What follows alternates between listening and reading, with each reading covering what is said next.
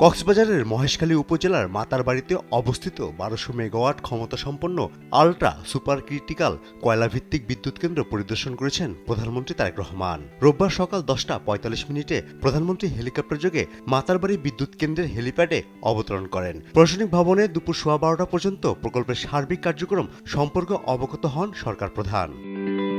মাতারবাড়ি বিদ্যুৎ কেন্দ্রটি শতভাগ দেশীয় প্রকৌশলী ও জনবল দিয়ে পরিচালিত হচ্ছে, এ নিয়ে সন্তোষ প্রকাশ করেন। প্রকল্প এলাকায় প্রধানমন্ত্রী একটি নিম গাছের চারা রোপণ করেন।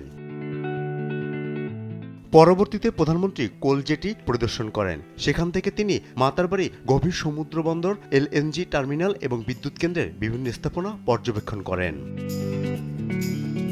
পরিদর্শনকালে বিদ্যুৎ উৎপাদন ও বৃহত্তর অবকাঠামো পরিচালনার ক্ষেত্রে অর্থনৈতিক সক্ষমতা, পরিবেশগত প্রভাব এবং জনগণের দীর্ঘমেয়াদী স্বার্থকে সর্বোচ্চ গুরুত্ব দেওয়ার নির্দেশ দেন।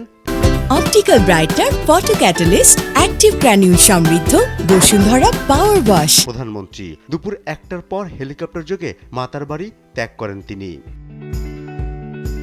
প্রধানমন্ত্রী চট্টগ্রামের পশ্চিম বাঁশখালী উচ্চ বিদ্যালয় ও কলেজ মাঠে সাম্প্রতিক বন্যায় ক্ষতিগ্রস্তদের নতুন বাড়ির চাবি হস্তান্তর করেন। চালসহ নিত্য প্রয়োজনীয় দ্রব্য ও হাঁস মুরগি উপহার দেন তারেক রহমান।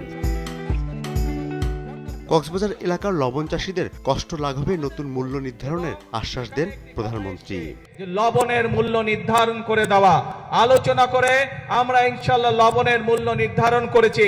যেই মূল্য পেলে লবণ চাষী ভাইদের স্বাবলম্বিতা, অর্থনৈতিকভাবে তারা সচ্ছল হবে আস্তে আস্তে।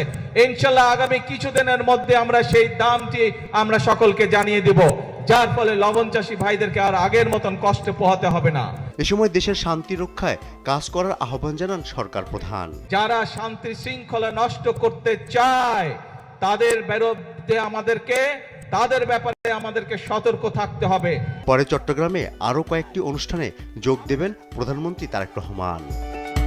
ফররুখ বাবু, দেশ টিভি, ঢাকা।